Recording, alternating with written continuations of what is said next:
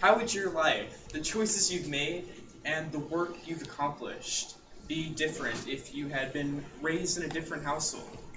One where the father lived at a different socioeconomic level, or lived in a different house?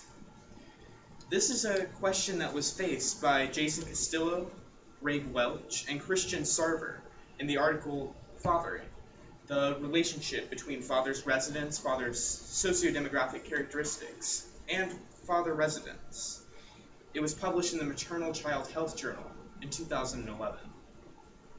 My goal in giving this speech is to inform you of the background behind the article, of the methodology, the experimentation that was involved, and finally, the results. The question behind this experiment, as it were, is simple. How does a father's residence change the life of a child?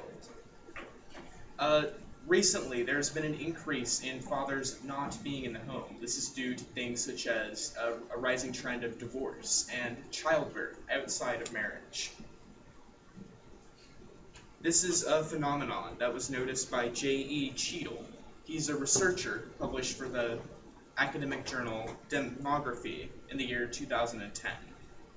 And he noticed that a full 15% of fathers did not live with at least one of their biological children.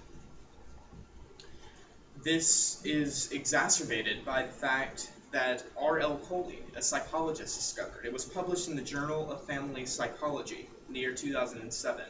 He noticed that 1 in 4 of this 15% of fathers do not maintain contact with the children they don't live with. The researchers wanted to see whether this trend had an impact, whether positive or negative, on the father's relationships with their children. So they devised the following experiment, a method of testing this question, to see what impact it would have.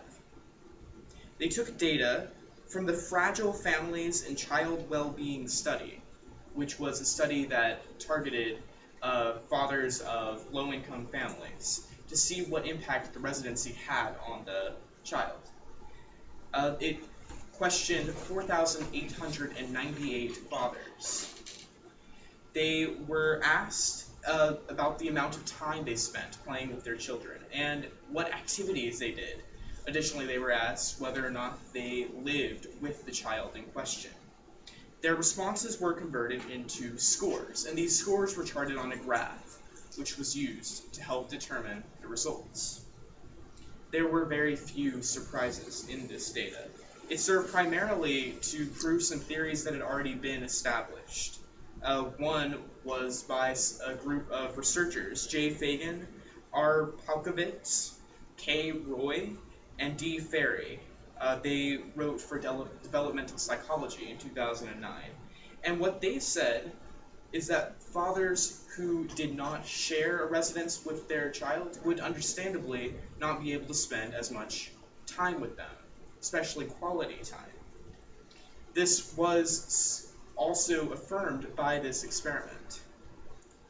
It suggests that there are many familial, economic, and social barriers that would keep them from spending time with their children. But there were some limitations on this data. For one, it only surveyed 4,898 fathers, which is not that big of a number when we're talking about experimentation. It only surveyed fathers in 20 American cities, a relatively small portion of the population. And finally, all of the results were based on the father's self-responses about questioning, which may have caused a bias, which could not be accounted for when plotting the results. In conclusion, this experiment of sorts was by no means controversial. It was, however, a good example of a typical academic journal article. It had a defined statement of purpose. They wanted to see whether or not the residents would have an effect on the time they spent with their children. It had an experiment, which was detailed in that article, And finally, it had results that were elaborated on and discussed in great detail. I would implore you to look at academic journals as a source of relevant information.